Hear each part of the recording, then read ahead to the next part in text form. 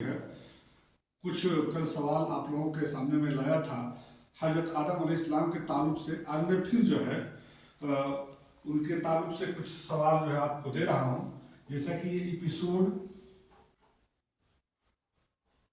ये 8 है। तो कल मैं बता रहा था कि जब हजरत आदम अलैहिस्सलाम को अल्लाह ने तैयार किया एक मूर्ति की शक्ल में और लमसम 40 साल तक उसको रखे रहा। उसके बाद जब उन्होंने रूह फूका उसमें, तो सिर की तरफ से रूह फूका और जब रूह जो आँख में पहुँची तो उन्होंने जन्नत के फल को उन्होंने देखा। और जैसे ही वो रूह आपके पेट तक पहुँची तो आपको भूख का एहसास हुआ। और अभी आप उनके जो है जिसमें रूह पूरी तरीके से पैर में भी नहीं गया था, तब तक उनकी जो है वो जन्नत के फल की तरफ लपके। इसलिए अल्लाह ने कहा कि इंसान बहुत जल्दबाज है। तो इसी के ताल्लुक से मैं आपको कुछ सवाल और मैं आपको जवाब बताना चाह रहा हूँ कि जब सवाल ये बनता है कि हजरत आदम अलैहिस्सलाम जब पैदा किए गए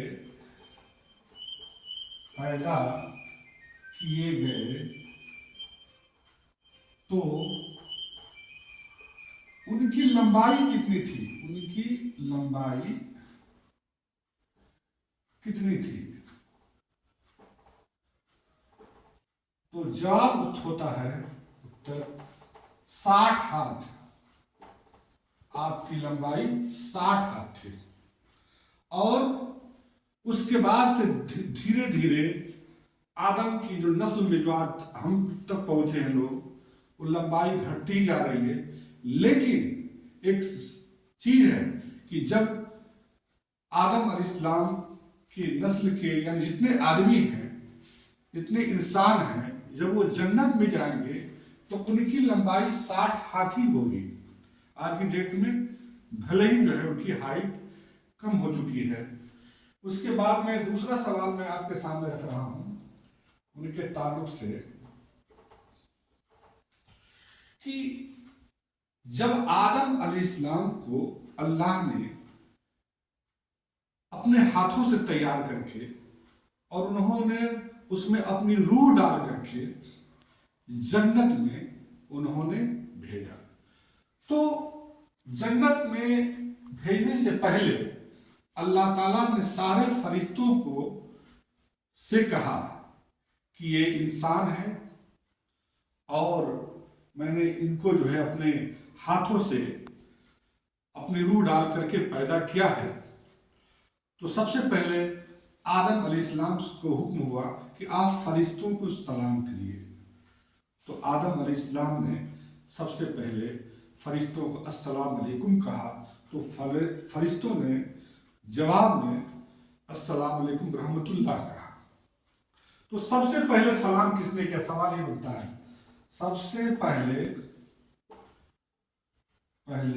सलाम किसने और किसको कहा? और किसको कहा? जवाब आता है उत्तर कि सबसे पहले सलाम हजरत आदम अलैहिस्सलाम ने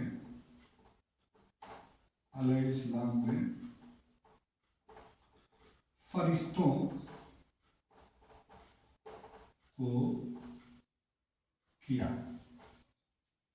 सबसे पहले सलाम हजरत आदम अलैहिस्सलाम ने फरिश्तों को सलाम किया और फरिश्तों ने भी हजरत आदम अलैहिस्सलाम को जवाब दिया और ये कहा कि इसी तरीके से जो है आदम की नस्ल जो है, आदमी जो है, हमेशा वो सलाम का नजराना भेजते रहेंगे।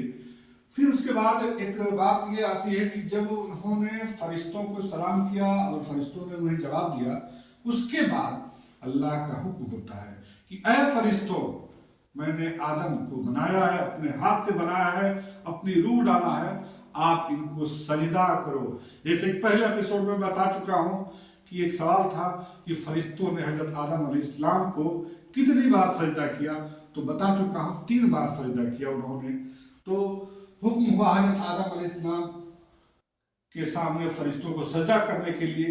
सारे फरिश्ते सीजदे में गिर पड़े, लेकिन एक इब्लीस जो था, जो उन्होंने सजदा नहीं किया, और अल्लाह ने इसी के मतलब उसके इस गुस्ताखी पर अल्लाह ने उसको जन्नत से बाहर कर दिया। तो एक सवाल बनता है कि आदम अलैहिस्सलाम को प्रश्न ये होता है, प्रश्न, हजरत आदम को सजदा किसने नहीं किया?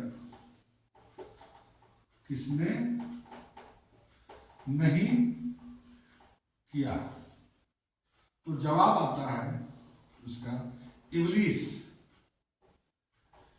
इब्लीस ने सजदा नहीं किया, जिसकी वजह से उसको जन्नत से बाहर कर दिया गया।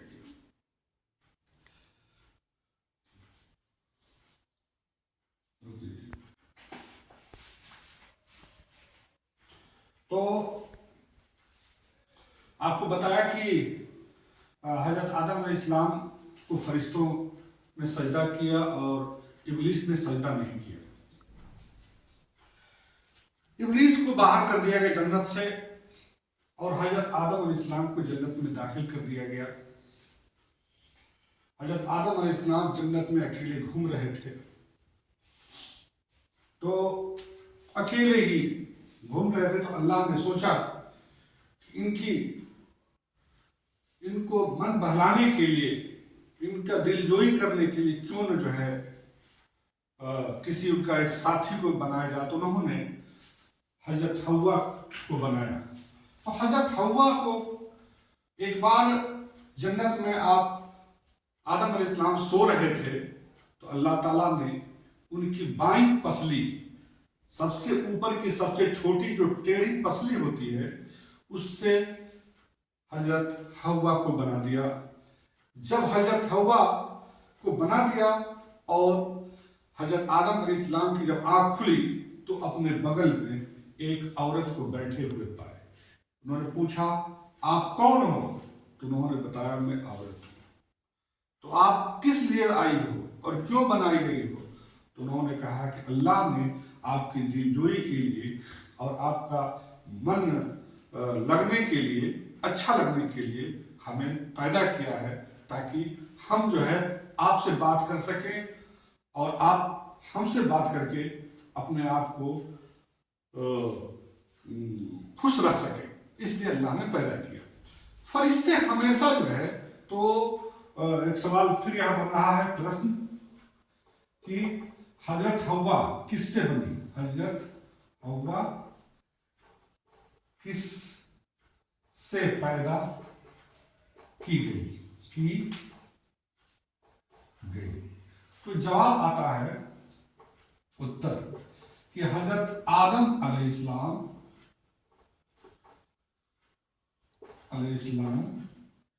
की बाईं सबसे ऊपर छोटी और टेढ़ी पसली से बनाई गई। एक सवाल और बन जाता है इसमें कि कब बनी, उनको कब पैदा किया गया? हजरत हव्वा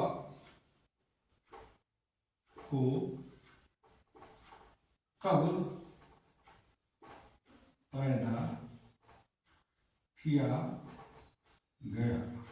इसका जवाब आता है, हजरत आदम अलैहिस्सलाम के सोते हुए पैदा किया गया।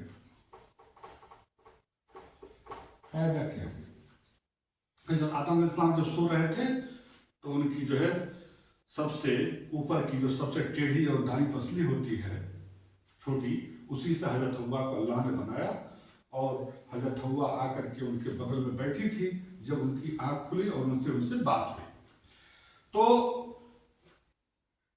दोनों लोग रहने लगे साथ में। लेकिन अल्लाह का एक इंफॉर्मेशन था, एक हिदायत था उनको, कि आप लोग जन्नत में रहिए, घूमिए फिरिए, जो चाहना है खाइए, लेकिन एक पेड़ के बारे में, दरख्त के बारे में बताया कि उस दरख्त के करीब मत जाइएगा और न उसका कोई फल खाइएगा। जन्नत के अंदर वो एक दरख्त था। इब्लीस तो चिढ़ा हुआ था, वो तो गुस्से में था कि मुझे किसी तरह आदम और उनकी जो बीवी हव्वा है, इनको हमें बहकाना है, इनको हमें बेइज्जत करना है। तो बार बार जाके ये कहना शुरू कर दिया कि ए आदम, आपको इसलिए मना कर दिया गया है इस पेड़ के फल खाने से कि अगर उस पेड़ का अगर आप फल खा लेंगे तो आप हमारे जैसे फरिश्तों के कैटेगरी में आ जाएंगे और आपकी मतलब आप हमेशा के लिए जिंदा रहेंगे। और मैं कसम खाते हुए, मैं सच बोल रहा हूं, मैं आपके फायदे के लिए बोल रहा हूं, बार बार उनको बहकाने की कोशिश में लगा और आखिरकार एक वक्त आया कि उनके बहकावे में आकर के उस पेड़ का जो है फल उन लोगों ने खाया। और जैसे ही खाया तो उनका जो है जिस्म का कुछ हिस्सा जिसको अल्लाह ने ढका हुआ था, वो फल खाते ही वो दिखने लगा। आप लोग फौरन उस वक्त दरख्तों के पत्तों से अपने जिस्म को छिपाने की कोशिश करने लगे और किसी तरीके से अपने जिस्म को छिपाया।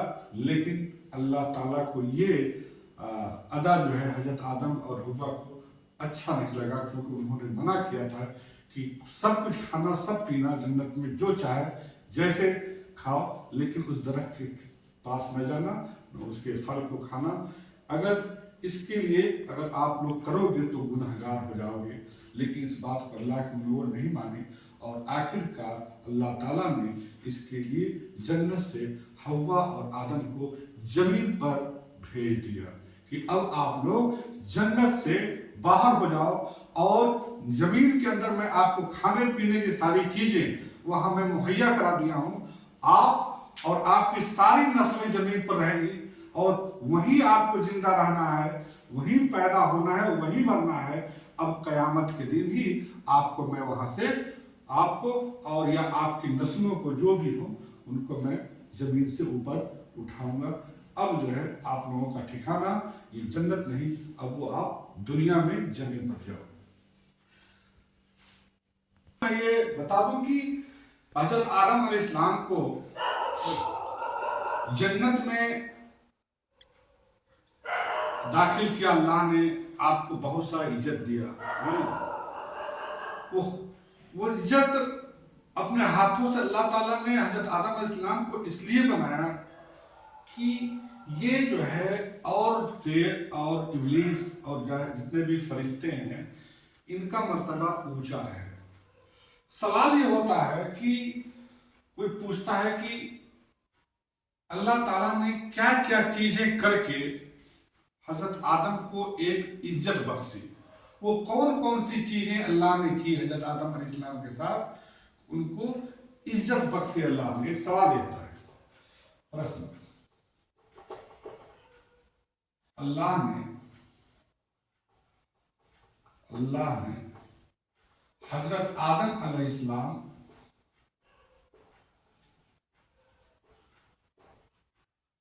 को किस तरह इज्जत बख्शी?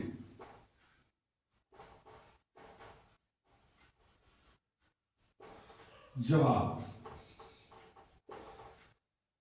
अल्लाह ताला ने 4 तरीकों से आप हजरत आदम अलैहिस्सलाम को इज्जत बख्शी, जिसकी चर्चा आसमान पर जब हजरत मूसा मिले थे हजरत आदम अलैहिस्सलाम से, तो उन्होंने उस मौके पर पूछा उन इज्जत के बारे में। क्या इज्जत थी? नंबर 1, अल्लाह ने हजरत आदम को अपने हाथों से बनाया, अपने हाथों से बनाया। पहला, अल्लाह ने हजरत आदम अलैहिस्सलाम को अपने हाथों से बनाया, यानी एक बहुत बड़ा मर्तबा है हजरत आदम अलैहिस्सलाम और उनकी हम सभी नस्लों को कि अल्लाह ने हमारे बुजुर्ग को, यानी हम जिनसे पैदा हुए हैं, जो बाबा आदम हैं हमारे, उनको, आदम अलैहिस्सलाम को अपने हाथों से बनाया। नंबर एक। नंबर दो, उन्होंने अपनी रूह हजरत आदम अलैहिस्सलाम में डाली। अल्लाह ने अपनी रूह हजरत आदम अलैहिस्सलाम में डाली। नंबर तीन बहुत इंपॉर्टेंट है, सबसे इंपॉर्टेंट, जिसको मैं समझ रहा हूं कि ऐसे तो चारों है लेकिन तीन तो बहुत, तीसरा ये है कि हजरत आदम अलैहिस्सलाम के सामने सारे फरिश्तों को सजदा करने के लिए कहा। ये तीसरा जो सबसे बड़ी इज्जत जो है अल्लाह ने हजरत आदम अलैहिस्सलाम को बख्शी। क्या है? अल्लाह ने हजरत आदम अलैहिस्सलाम के सामने सारे फरिश्तों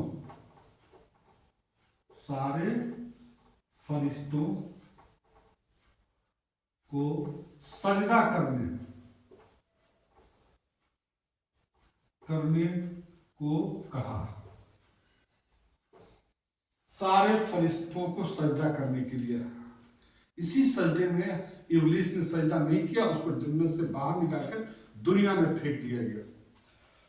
चौथा है, अल्लाह ने हजरत आदम को हर चीजों का इल्म दिया, हर सामान का नाम के बारे में बताया कि इस चीज को ये कहा जाता है, इस चीज को ये कहा जाता है। तो अल्लाह ने हजरत आदम को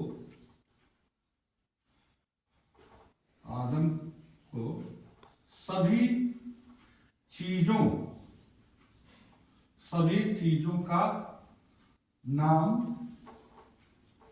सिखाया या बताया या पढ़ाया। हजरत आदम अलैहिस्सलाम को ये चार चीजें हैं, यही वो चार चीजें हैं जब मूसा अलैहिस्सलाम जब उस पर आसमान पे जब मिले थे, या क्या नाम है मुझे याद नहीं आ रहा, जब वहां मुलाकात हुई थी तो पूछा कि हजरत आदम अलैहिस्सलाम से कि आप ही को अल्लाह ने वो चार चीजों से इज्जत बख्शी थी, और क़यामत के दिन, रोज़े महशर के दिन भी इसका जिक्र चलेगा कि हजरत आदम को जो अल्लाह ने इन चार चीजों से इज्जत बख्शी थी। तो इसके साथ मैं अपनी बात अभी खत्म करने से पहले मैं ये कहना चाहूंगा कि इससे पहले एपिसोड 7 में मैंने एक सवाल पूछा था कि आप ये बताएं, लेकिन किसी ने कमेंट पर लिखा नहीं।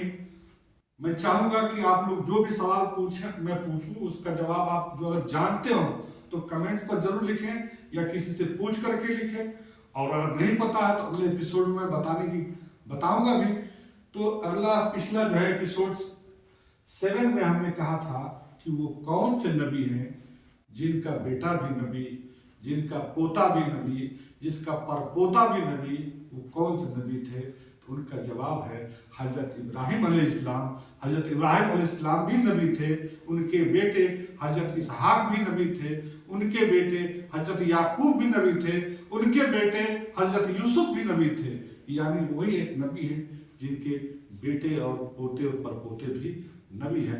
अगला सवाल मैं फिर आप लोगों से ये पूछने जा रहा हूं कि अगर आपको पता हो तो आप जरूर कमेंट्स में लिखिएगा। उस सवाल ये है कि किस नबी को बहुत बड़ा सब्र वाला कहा गया है, यानी उनके जैसा सब्र करने वाला शायद इस वक्त क्या कहें, मतलब कोई ऐसा दिखा नहीं जिन्होंने बहुत बड़ा सब्र किया था। यानी उनके ऊपर बहुत सारी चीजें आई, चाहे परेशानियां आई, दुश्वारियां आई, लेकिन सारे चीज को उन्होंने सब्र किया वो कौन से नबी थे, इसका नाम, उन नबी का नाम आपको अगर जानकारी हो तो कमेंट्स पर लिखिएगा। और एक चीज़ जाते जाते मैं कहूँगा कि आप लोग अगर इस चैनल को सब्सक्राइब नहीं किए हैं, सब्सक्राइब करें। और जितने भी आपके मिलने जुलने वाले दोस्त अहबाब, रिश्तेदार, पढ़ने वाले बच्चे अगर इस दिनियात की जानकारी अगर इस यूट्यूब के माध्यम से लेना चाहते हैं तो उनको ज़रूर शेयर करें। खुदा हाफिज़।